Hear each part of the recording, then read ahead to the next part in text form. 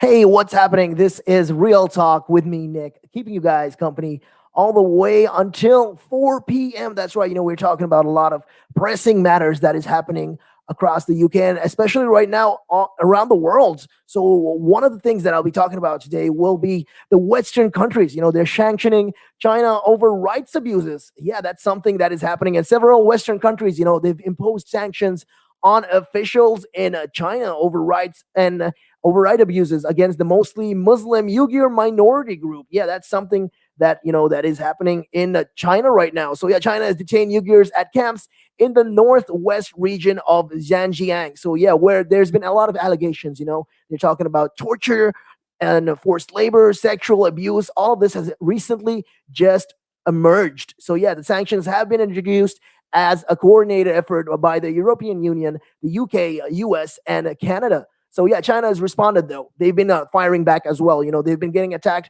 by all these countries. And they're hitting back, and they're hitting back with sanctions of their own on European officials. So yeah, they have denied the allegations of this abuse, and they're claiming all of these camps are actually re-education camps. I mean, yeah, wow, talk about that. And yeah, they talked about all these facilities, and it's all used to combat terrorism. But the UK Foreign Secretary Dominic Raab said the treatment of these Uyghurs amounted to appalling violations of the most basic human rights. So yeah, the EU has not imposed new sanctions on China over human right abuses since the 1989 square crackdown, rather, where when troops in Beijing opened fire on pro-democracy protesters. So yeah, that's something that has happened in China. So yeah, what do we know about these sanctions? Well, the sanctions, they include travel bans, asset freezes, and all these target senior officials in the Xinjiang who have been accused of serious human rights violations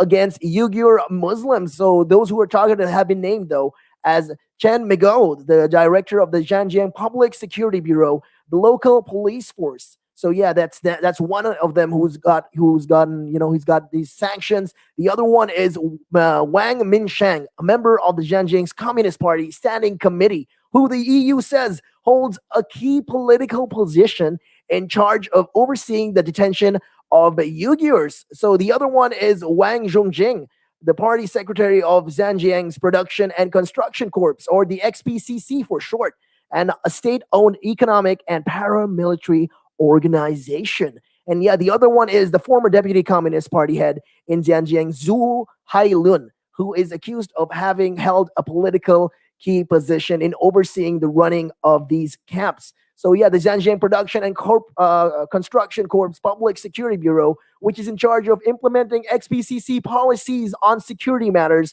including and not limiting to the management of these detention centers. So yeah, Mr. Raab called the abuse of these Uyghur Muslims in Xinjiang one of the worst human rights crises of our time. And yeah, that's happening, right now under our noses. It's all happening around the world, and a lot of these countries are not blind anymore. They see what is happening. These human rights accusations they're throwing to China is not baseless. This is actually happening right now. And there's been a lot of these statements. Like, for one, the US Secretary of State Antony Blinken said China was committing genocide and crimes against humanity. And the US said it sanctioned Wang Zhongjing and Chen Migao for their connection to arbitrary detention and severe physical abuse, among other serious human rights abuses. So yeah, Canada's foreign minister said mounting evidence points to systemic state-led human rights violation by Chinese authorities. So yeah, the sanction came in amidst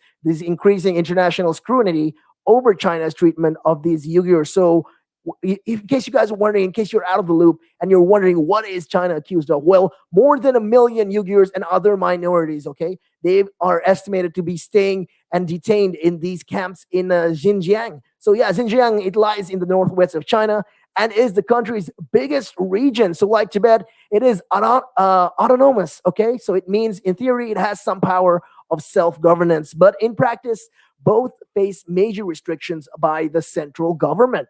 So yeah, Uyghurs living in these regions speak their own language, similar to Turkish.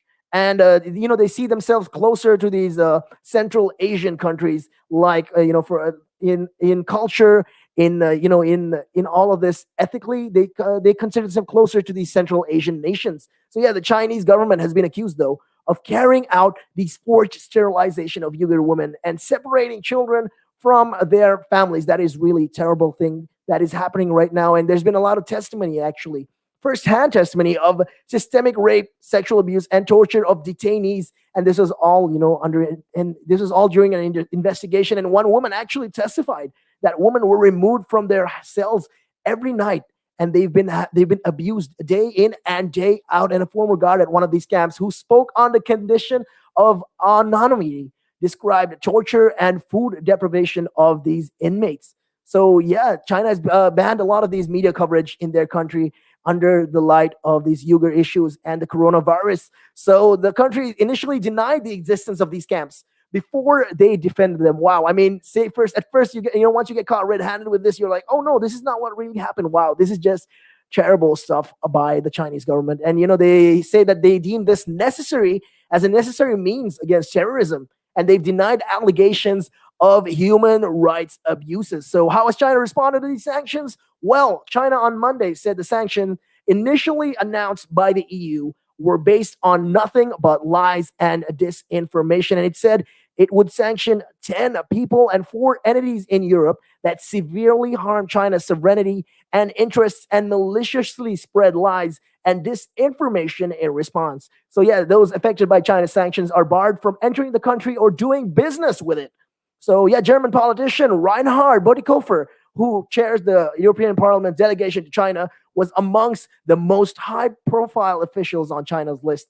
Adrian Zanes, a leading expert on China's policies in Xinjiang, and Swedish scholar Bjorn Jordan were also targeted by the Chinese government. Yeah, so why are they targeting all of these things? So Mr. Zen said, he has reported a lot on these alleged abuses in Xinjiang, and his last report last year on the forced sterilization of these Uyghurs prompted international calls for the UN to investigate. So state media has called him an infamous anti-China figure and accused him of spreading lies. I mean, that's just something that they are saying, and the Chinese government are not really looking that all too well right now, especially in a situation like this. What with all this tension that they have, especially with the U.S.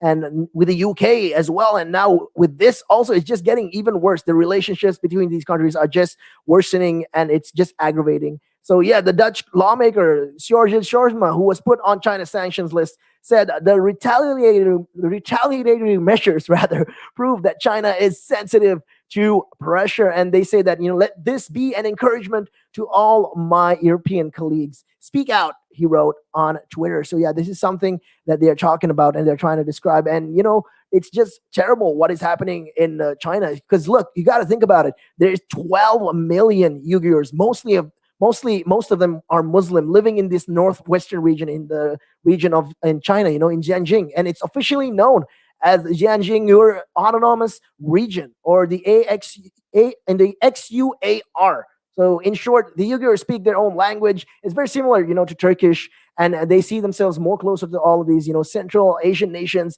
but they make up less than half of the Xinjiang population. And recently, there's been a lot of these migration. So one of the reasons that most probably triggered this was the migration of the Han Chinese. And in case you're wondering, it's China's ethnic majority to Xinjiang, and the Uyghurs feel, that their culture, their livelihoods, all of that is under threat right now. So there's been a lot of these allegations. So a lot of these countries and, U.S., China, Netherlands have all accused China of, committing these genocides, and they defined by international convention as the intent to destroy in whole or in part a national, ethnical, racial, or religious group. So yeah, all these report, as well as interning Uyghurs in these camps.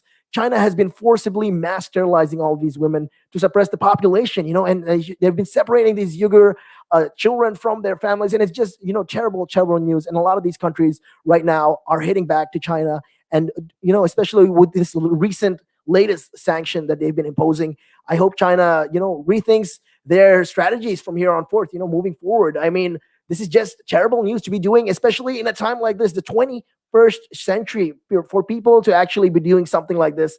It is just horrendous. And with that, though, we got to take a quick break. And yeah, and in case, if you guys are, if you are just chilling and vibing, don't worry, I'll be keeping you guys company all the way until 4. Make sure you download the app, which is available on Apple App Store or the Google Play Store, and it is Relaks Radio. So yeah, and with that, checking your time right now, it is 3:26. Good afternoon.